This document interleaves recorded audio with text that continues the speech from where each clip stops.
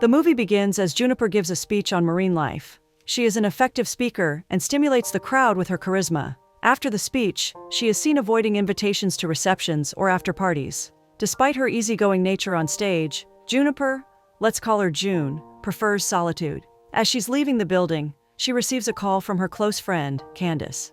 Candace tells her that the head of the rescue program in her facility quit, and then asks for June's help to rescue a stranded seal. June is excited to help tend to nature, and forgoes her other Christmas holiday plans. During the call, it is revealed that June has history with Candace's brother named Sawyer. June dreads meeting Sawyer again after a fallout 10 years ago, but she's more inclined to help her friend. Interestingly, the cafe she enters as soon as she gets to town is the one where Sawyer happens to be. When she asks for a good cab recommendation, the owner tells her that if her destination is the Mystic Aquarium and Rehab Center, Sawyer will take her there on no charge. Sawyer's initial exchange with June is awkward to the point of pain, and the car ride is even worse. After Sawyer drops her off at the center, they part ways on sour note and with a huge sense of foreboding, because they discover that they will spend the coming days in close proximity and at Candace's place.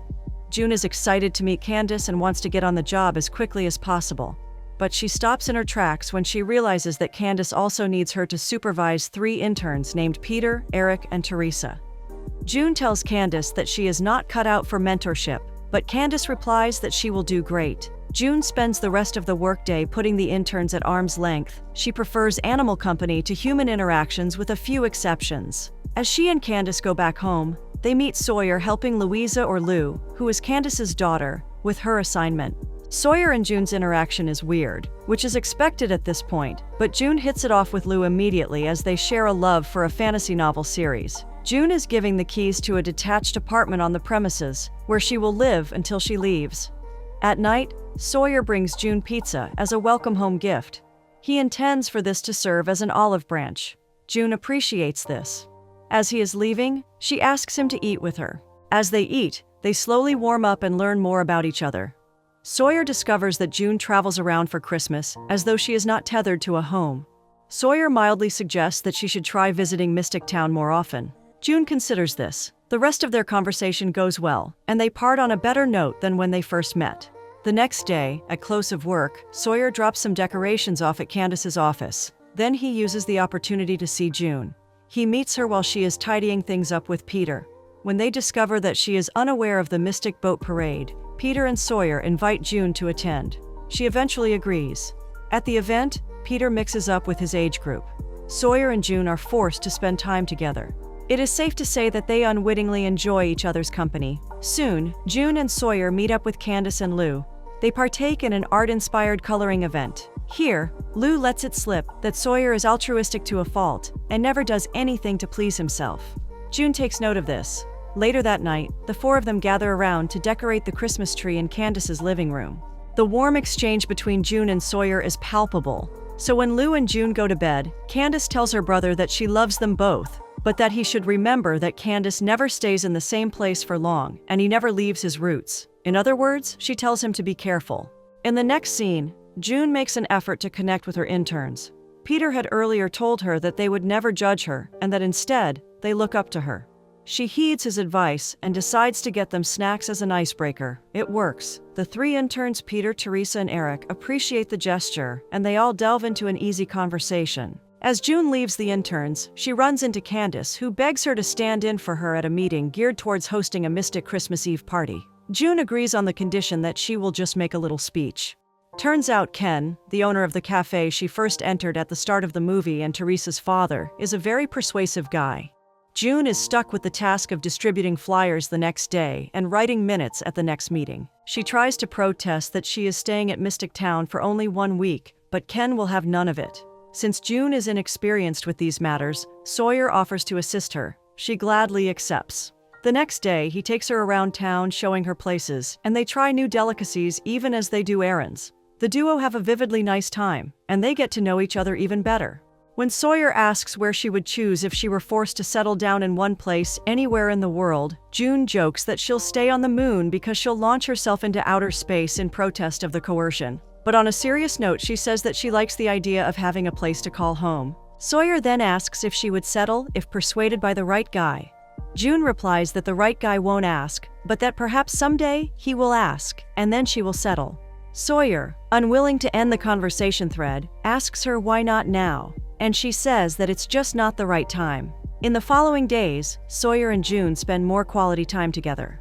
When the seal June is tasked with rescuing falls ill, Sawyer waits with her at the facility and gives her great support. He encourages her to mix up more with people, such as at a trivia tournament and at a lantern tour. And June is a quick study. She gets closer with her interns and learns more about their interests. One time, she encourages Eric to ask out the man of his dreams. Eric does, and the results are fantastic because Nick, his crush, likes him back. Sawyer soon learns that June will leave for South Africa the following week. Sawyer is not pleased with this news. When he asks her, June says that this was always the plan all along, even before Candace's call for help came in. She further informs him that she intends to leave the day after Christmas. She then looks him in the eye and tells him that the right guy will not ask her to stay, and so her stay in Mystic Town has always been temporary. Sawyer then confirms that the right guy can't ask her to stay, but he wishes to spend more time with her before she goes. They then agree to go on a date at the planetarium the next night.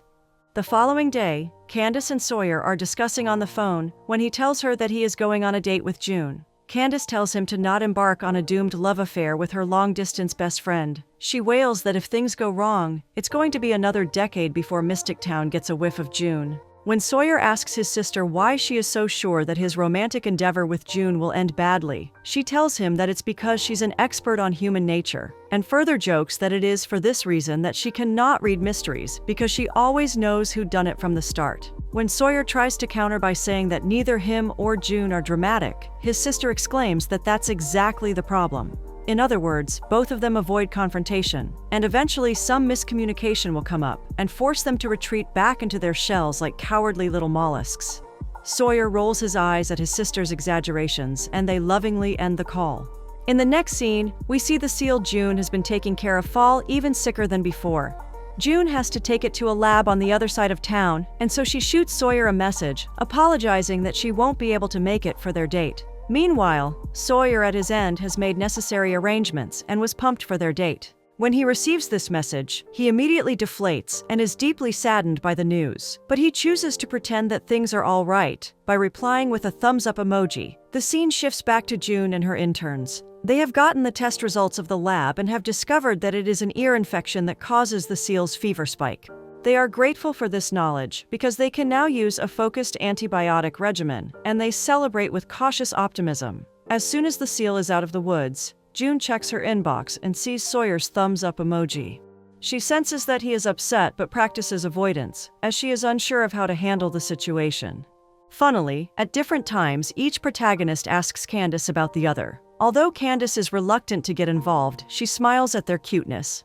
A moment of note is when June tells Candace that she is considering taking up the job Candace had offered her earlier at the Mystic Aquarium and Rehab Center. Candace is overjoyed by this and sets June up with Sawyer by asking June to stand in for her again at the planning meeting. June and Sawyer spend most of the time at the meeting avoiding each other, but by some fluke, they end up sitting side by side. Somehow they start talking, and both get a more rounded clarity on the situation. But shortly after they get into another fight, they then part ways. Hurt again.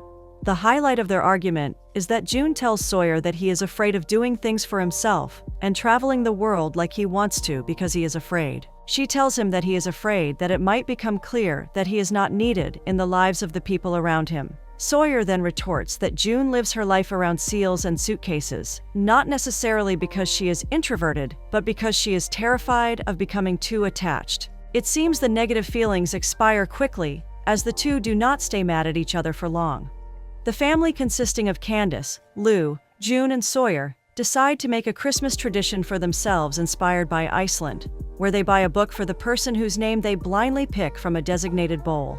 Although Sawyer doesn't buy June a book, because it was Candace's name he picked, there is a meaningful exchange between the protagonists. June buys Sawyer a book with a symbolic meaning, and the two are forced to share a blanket because of Lou's antics. When Candace takes Lou to bed, Sawyer and June finally have the leeway to talk things out. They both apologize for the things said during their argument. Then June clarifies that the message she was trying to pass across him was that he doesn't have to be helpful to be loved, and that they all love him for who he is. Sawyer then makes a revelation that clarifies what made them fight all those years ago. He tells her that when she sent a heartfelt email to him, he thought he replied with an equally heartfelt message. But he just discovered the previous night that the message was saved as draft. Previously, he had accused her of ghosting him and didn't believe her when she said he didn't reply to her email. He profusely apologizes. She warmly accepts his apology and confesses that when she thought he ignored her email, she was heartbroken, but also relieved because how could they reconcile their inclinations? She wants to travel the world, but he wants to stay in one place. Their conversation is interrupted by Candace, and they are forced to end it abruptly. Candace goes to bed that night, musing about how she wants to stay with Sawyer, but how she is terrified that they are doomed to fail. Eventually, June makes up her mind to stay in Mystic Town, not just for Sawyer, but because she is at home with Candace, Lou, Eric, Teresa, Peter, and the others. However, Sawyer wants to travel because it's something he has always wanted to do, and he voices that he also needs to trust his family and friends to love him, just for being. A fast forward into the next Christmas holiday reveals that June and Sawyer make it work. June visits Sawyer at certain points in his travels, and eventually he comes back to Mystic Town to be with his family and his woman. His family and friends are excited to have him back. The movie concludes with our protagonists sharing a kiss.